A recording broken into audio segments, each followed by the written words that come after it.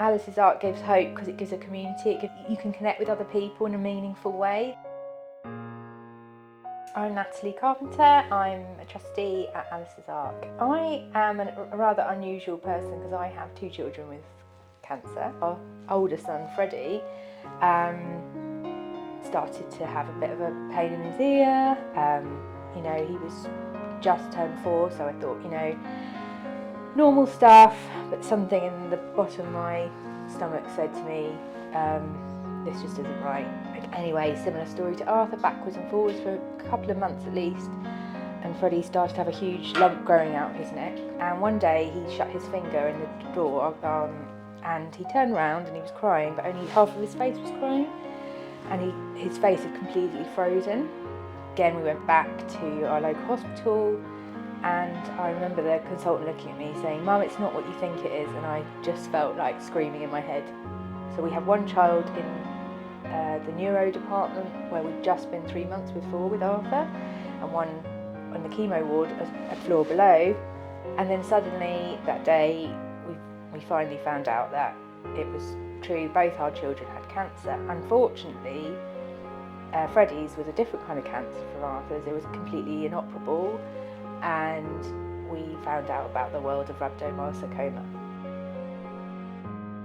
I got chatting to Sarah, and she invited me to be a trustee with Alice's Ark, and we started talking and developing ideas about how we can kind of help families and include families, and I always thought it was such a wonderful thing to have something out there in your child's name, and through that the idea of the Arks was born.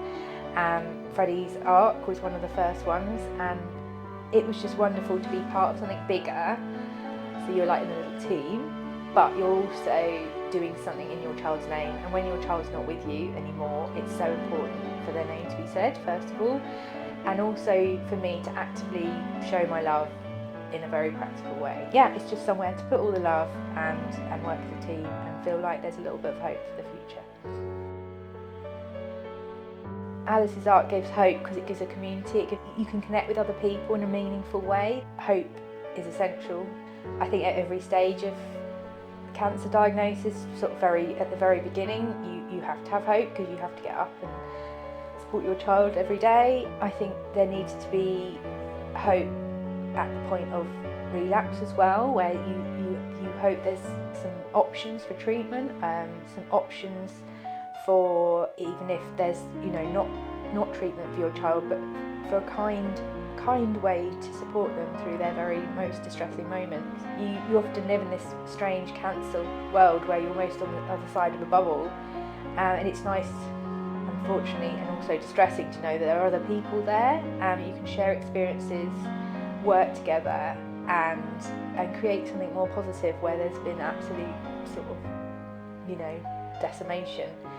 So it's essential, because I don't know how you would get up every day if you didn't have hope.